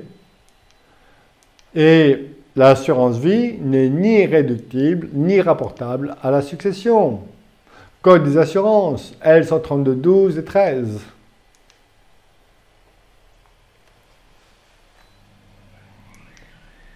L'assurance vie n'est pas réductible et elle n'est ni rapportable à la succession, sauf prime manifestement exagérée. Alors, il y a des critères qui viennent se rajouter. Voilà. Et il y a une forte pression aussi pour que l'assurance vie soit intégrée dans la succession. Les notaires disent non, déclarez vos sommes d'assurance vie. Et certains ont tendance à les réintégrer dans la succession. D'autres ne les intègrent pas. Donc attention, tout simplement. Et les primes est manifestement exagérées, notamment, le critère va s'apprécier selon l'utilité du contrat. L'utilité du contrat. Est-ce que le contrat est utile? Vous voyez bien que ça ouvre les portes à toutes les interprétations possibles. Manifestement exagéré. Là aussi, les pleins pouvoirs du juge. Je passe sur les contrats souscrits en adhésion commune. Vous allez avoir un cours sur l'assurance vie. Vous l'avez déjà eu, non?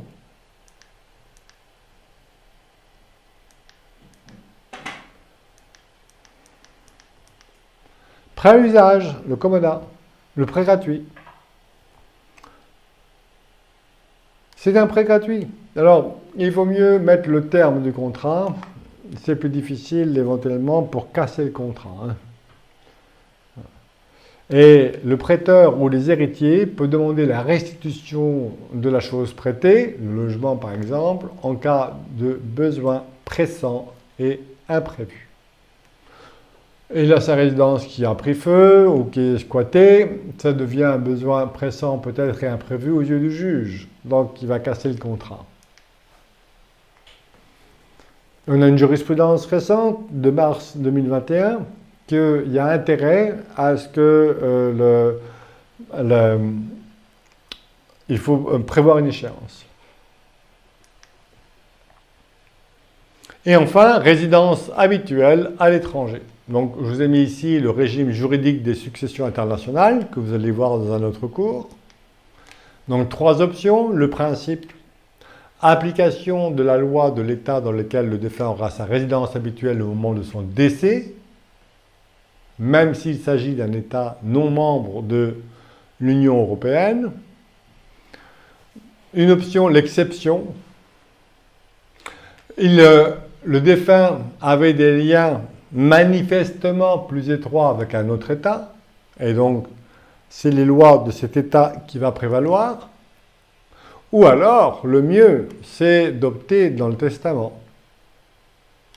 Dès lors qu'il y a un élément d'extranéité. Voilà. Donc je vais choisir la loi applicable dans le testament. Donc vous voyez bien que si je choisis l'État dans lequel j'ai la nationalité, par exemple, parce que j'ai demandé la nationalité américaine, c'est le droit américain qui s'applique, il n'y a pas de réserve héréditaire.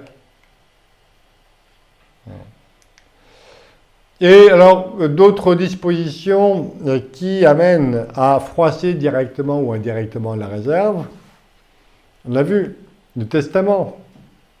Une clause de révocation du testament pour l'inexécution de charges, la libéralité imputable sur la réserve pour l'un, imputable sur la quotité disponible pour l'autre, rapportable pour l'un, non rapportable pour l'autre. Oui. Le legs résiduel de part de la nue propriété de part sociale, ou tout simplement la nue propriété de part sociale. Oui. Voilà. Avec, vous voyez, j'aime bien de pouvoir dissocier capital, avoir, droit financier grâce aux sociétés, aux droits des sociétés. Là, je peux froisser complètement. Pourquoi? Parce que la société peut mettre le patrimoine à ma disposition. La société civile, si les statuts l'ont prévu, même si les parts sont détenues à 90% par mes enfants, la société peut décider, le gérant, moi, d'accorder un prêt que je rembourserai à mes 149 ans. Donc, ouais, les enfants sont propriétaires de parts de société. Elle attend le remboursement de la dette. Si je meurs avant, c'est un passif déductible de l'actif successoral s'il y a un actif successoral. Vous voyez, c'est ma méthode préférée. Voilà. Voilà, ma méthode préférée pour déshériter, c'est la société. Et on arrive à la fin, mais on va aller très vite, il nous reste 20 minutes. Est-ce que vous avez des questions sur comment froisser la réserve héréditaire? Je vous écoute. Et qu'est-ce que vous avez ressenti jusqu'à présent sur cette formation? Mais j'entends, hein, sur la quantité d'informations. Je vous écoute.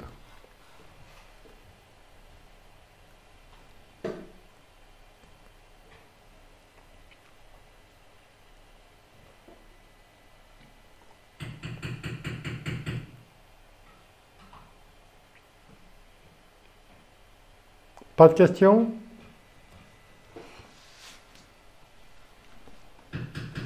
Non, c'est bon. C'est bon? Merci, Léna. Pour les autres? Non, C'est bon. Est-ce que tout est clair? Ou presque? Après, revisiter le document. presque. C'est vrai? Merci. Vous êtes gentil, hein? Bon. Mais vous avez vu quand même que je me répète beaucoup, hein? Alors, on va terminer rapidement parce que je sais que vous êtes assommés. Moi aussi, hein. Je vous rassure tout de suite. Des cours, à chaque fois, je donne énormément. Donc, je vous rassure tout de suite. La première chose que je vais faire en sortant d'une formation, c'est d'aller me reposer. Donc, et vous, je vous ai assommé. Et je continue simplement à vous assommer, mais très légèrement. Parce que la fiscalité, ce n'est pas prévu dans mon intervention. Ouais, ce que j'ai voulu faire, c'est vraiment un panorama sur la transmission. Normalement, je vous ai dit, c'est 6 mois. À un moment donné, je faisais une formation. Alors, j'ai été viré de mon emploi. J'ai enseigné 20 ans, enfin, j'ai pratiqué, 20 ans de conseil en gestion de patrimoine chez Mescart. Et ils m'ont viré. Je suis intenable, vous avez vu, j'ai trop de liberté de parole, trop de liberté d'esprit. Et donc, ça ne plaît pas forcément aux dirigeants. Donc, j'ai été viré. La première chose que j'ai fait, c'est m'installer en formation. Et bon, j'apprends essentiellement par les livres. Et à un moment donné, très vite, ça marchait du feu de Dieu. Et j'ai été à un moment donné donner un cours particulier à un avocat qui partait à la retraite et qui devait remplir son quota d'heures. Ils ont une obligation de formation de 20 heures par an. Il s'est dit, ma dernière année, je suis obligé. Et donc, et 2 jours, j'ai une formation 2 jours. Mais à l'époque, 2 jours, c'était 1200 diapos. Ici, vous n'en avez que 500. Et encore, j'en ai caché des diapos. Donc, et alors, pendant 2 jours, et j'étais le seul, c'était mon seul client, et il dormait, il ronflait. Il ronflait. Alors, il avait une capacité en fait à dormir, mais écoutez. Hein. Et moi, je continuais mon cinéma, et bon, faire un cours à une personne qui dort, c'était assez curieux, mais je dis, bon, ben, c'est ma prestation, c'est ma prestation. Et le premier jour, et même à la fin du 2e jour, il m'a dit, Monsieur Royal, vous savez, ça, ce que vous enseignez, c'est plus d'1 an. La transmission de patrimoine, c'est plus d'1 an de formation en université. On apprend ça en 2e, 3e, 4e année, et donc on approfondit ça chaque année. Vous ne pouvez pas faire ce que vous faites. Vous allez tuer tous vos clients. Ils ne vont pas jamais revenir aux formations. Alors, c'est pour ça que je vous remercie d'assister comme ça, sans broncher, à une telle apparemment punition, mais je me dis, c'est ma nature. Je fais comme je suis. Et j'ai envie de transmettre le plus rapidement possible, le maximum en le minimum de temps. Parce que tous les masters en gestion de patrimoine, pour des raisons budgétaires, eh ben, réduisent leur temps. Vous voyez, à un moment donné, quand j'interviens à l'IAE, j'intervenais plusieurs jours. Là, j'interviens une journée. Alors, c'est ma pratique, c'est de donner le maximum pour ceux qui veulent. Si vous ne voulez pas, au moins, vous n'avez pas d'obligation à lire. Vous avez simplement un QCM des plus faciles, on va dire ça comme ça, pour ceux qui veulent, qui visent leur diplôme. Mais j'ai voulu quand même à chaque fois réaliser un document de référence auquel vous pouvez vous rallier à un moment donné. Voilà l'objectif. Hein. Donc un panorama, je sais le mal que je fais aux personnes, surtout lorsqu'elles n'ont aucune notion de droit. Mais voilà, il faut avancer, il faut progresser et on y va. Et tout ceci, et je vous dis en plus que toute cette technique-là, il faut l'oublier. C'est vrai, c'est sincère. Plus vous en savez, plus j'en sais, en ce qui me concerne, moins j'en sais. Et je sais que le savoir, c'est de ne plus rien savoir. Vous voyez, c'est pour ça que je dis qu'il n'y a pas de questions bêtes. Il n'y a que des questions qui m'aident, moi, à m'améliorer, à progresser. Et même si vous pensez que c'est une question bête, non, vraiment, à chaque fois. Et je vous invite d'ailleurs à poser des questions. Profitez-en, vous avez le statut d'étudiant. C'est une richesse, ça. C'est que vous pouvez poser toutes les questions que vous voulez. Alors moi, ça ne m'empêche pas de poser des questions, mais l'idée, c'est que si vous travaillez pour un employeur, les questions, il n'aime pas ça forcément, quoi. Moi, je peux me poser des questions à moi, c'est pas grave, parce que je suis mon employeur. Mais plus vous allez vous poser des questions sur le pourquoi, et non pas forcément sur le comment, hein, une donation partage, pourquoi, voilà le genre de questions qu'il faut vous poser. Bien souvent, vous arrivez à la conclusion qu'il ne faut pas faire. Et la gestion de patrimoine, c'est quelquefois expliquer pourquoi il ne faut pas faire. Je suis confronté à ce sujet-là auprès de praticiens qui veulent proposer des solutions toutes faites. Vous verrez sans doute le régime, par exemple, fiscal, de l'apport-cession, etc. J'en fais jamais. Pourquoi? Parce que c'est des pièges à con, tout ça. Enfin, la plupart des trucs comme ça, c'est des pièges à con. Si j'arrive avec un produit à vendre, je vais vendre du private equity, donc je vais proposer ça. Je vais proposer une donation partage parce que personne ne se pose la question, c'est les donations partage. Je ne vais pas remettre en cause des donations entre époux parce que les donations entre époux, ça fait partie du paysage français, donc on ne remet pas en cause. Je vous invite voilà, à reporter, une fois de vous lâcher la technique et de vous intéresser qu'à la personne. Voilà. Bon, on passe à la fiscalité. Alors, fiscalité, territorialité des droits de mutation à titre gratuit.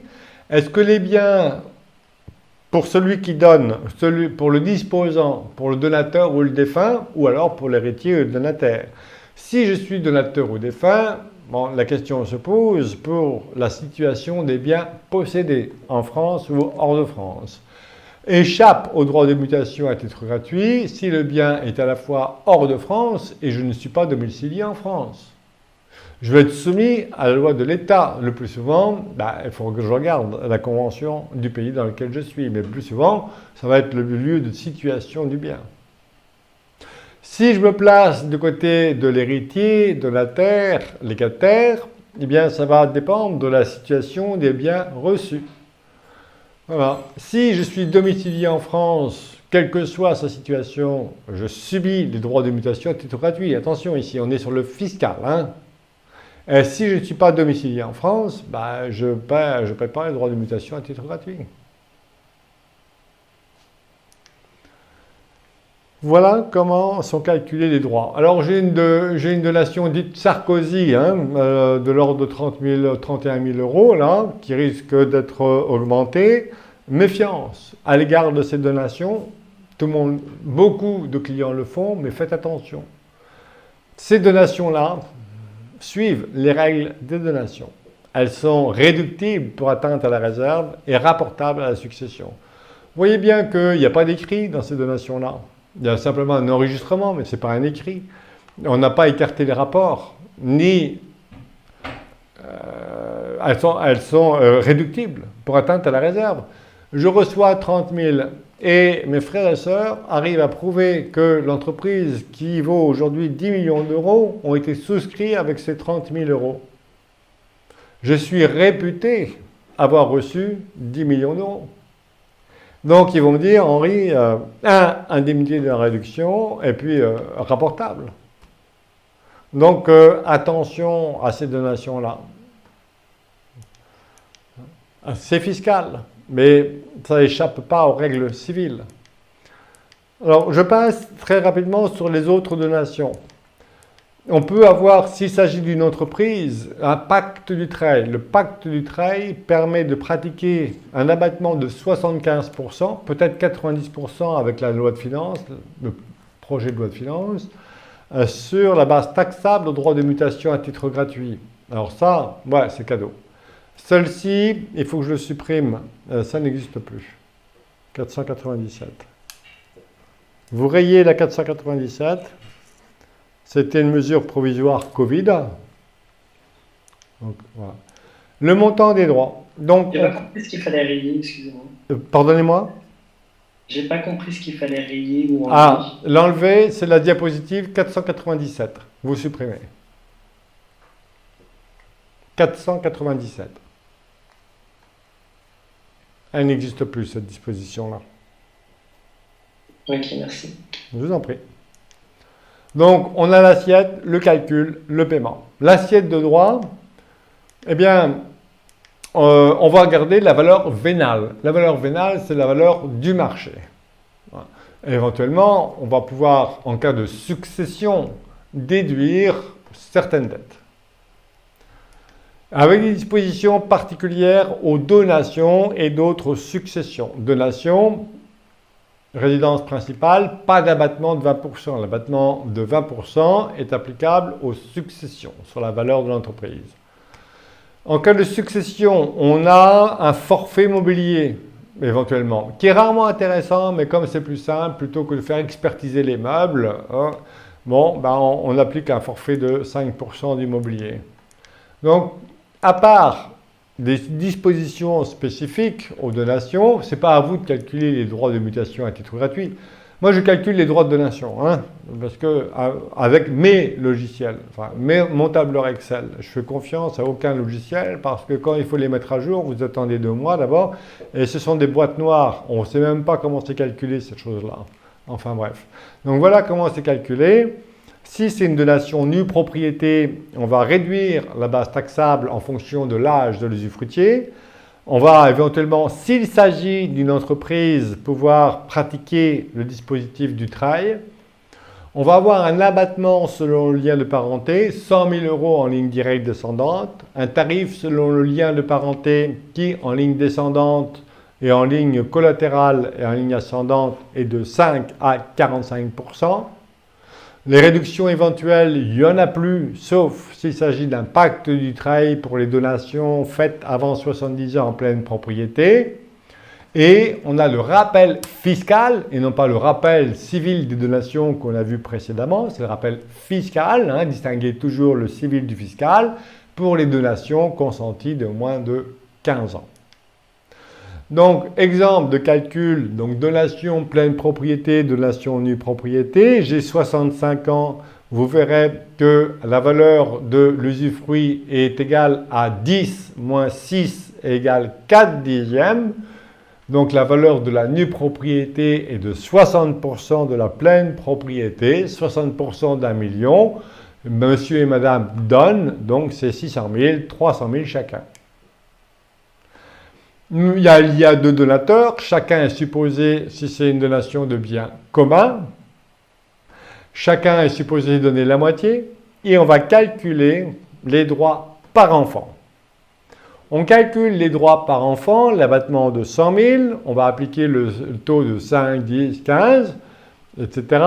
Et après, on va multiplier par le nombre d'enfants et on obtient le total des droits. Donc, c'est vrai que une donation de la nue propriété entraîne des économies parfois très importantes sur les droits de mutation à titre gratuit, certes. Mais je vous invite à considérer toujours la fiscalité dans son ensemble. Ça veut dire impôt sur le revenu, droit de mutation à titre gratuit, l'IFI, impôt sur la plus-value, toujours. Et je calcule l'ensemble sur 2 générations. À chaque fois, moi je calcule le coût de sortie du cash. Le cash, c'est le nerf de la guerre. Si c'est pour la vie, c'est pour mourir le plus riche du cimetière, je sais faire. Voilà. Mais bien souvent, le client, pourquoi faire dans la vie, hein? Donc voici le barème fiscal d'une donation nue propriété. Je peux donner sur un usufruit temporaire. À ce moment-là, la valeur est de 23% par période, même simplement commencée, de 10 ans même simplement commencée, sans que cette valeur puisse dépasser celle d'un usufruit viager. Je vous laisserai étudier avec l'autre intervenant les donations d'usufruit temporaires. Si j'ai une valeur d'entreprise, j'écrase complètement les droits de mutation à titre gratuit grâce à l'application du pacte du travail. Et ensuite, j'ai ma base taxable et je pratique des abattements. Je regarde la base taxable par enfant. Je divise par le nombre d'enfants. Et j'applique par enfant, par exemple, à un abattement, l'abattement de 100 000 €. Si c'est un petit enfant, 31 000 €. Ensuite, j'applique le tarif qui va de 5 à 45% au-delà d'1,8 million. J'obtiens le montant des droits par enfant et par parent. Je multiplie par le nombre d'enfants et le nombre des parents. Si c'est une donation d'Utreil, je pratique un abattement de 50% des droits de mutation à titre gratuit. On est sur le montant des droits, la réduction, et non pas sur la base taxable. Je fais le rappel tous les 15 ans. Alors, j'ai mis un exemple. J'ai fait une donation de moins de 15 ans où le barème était de 50 000 € d'abattement. Voilà, maintenant, il est de 100 000. Donc, vous voyez, bon, il faut regarder. Et après, on paye les droits. Le principe, c'est comptant. On paye les droits comptants ou dans les 6 mois qui suivent le décès. Mais dans certaines situations, notamment lorsqu'il y a la présence d'une entreprise, on peut obtenir le paiement différé et fractionné. Avec moi, avec un pacte du travail, il y a très peu de droits à payer. Donc, j'ai plutôt tendance à dire payer comptant. Voilà, faites le chèque. Parce que sinon, on a l'administration fiscale qui plane au-dessus de vos têtes. Un choix. Et comment réduire les droits? Prise en charge des droits par le donateur, donner à deux des biens de la communauté, profiter pleinement des abattements, mais 100 000 €, c'est ridicule. C'est ridicule de donner à hauteur de 100 000 €, sauf si mon patrimoine est de 100 000. Mais autrement, on n'a rien transmis du tout pour les clients, pour les patrimoines importants.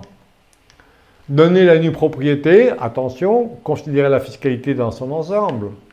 Mais donner et garder, voilà, donner et garder, vive la société civile. Voilà, et on a terminé. Voilà.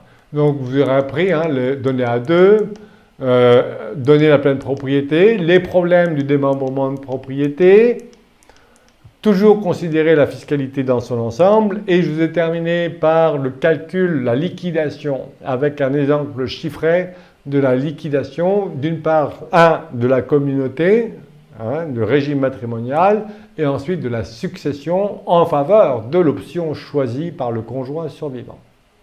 Voilà. Merci. Autant de solutions que de situations patrimoniales, les objectifs. Faites préciser, toujours, recherchez. Amusez-vous, amusez-vous, amusez-vous à détecter, à faire émerger les objectifs chez votre client. Il va vous aimer pour ça, pas pour votre technique. Il y aura toujours quelqu'un meilleur que vous dans la technique. Ne vous battez pas sur ce terrain-là. L'influence du régime matrimonial, les pactes sociétaires, les statuts pour donner et conserver. Est-ce qu'il vaut mieux recourir à un don manuel ou une donation notariée? Est-ce que je maintiens le rapport ou pas? Est-ce que je recours à la donation partage ou pas? Libéralité graduelle ou résiduelle? Bien sûr, bien sûr. Alors, donation partage, pourquoi pas? Voilà. Merci, je vous remercie. Je vous remercie pour cette belle journée bien remplie. Je suis à vous pour ceux qui veulent me poser des questions.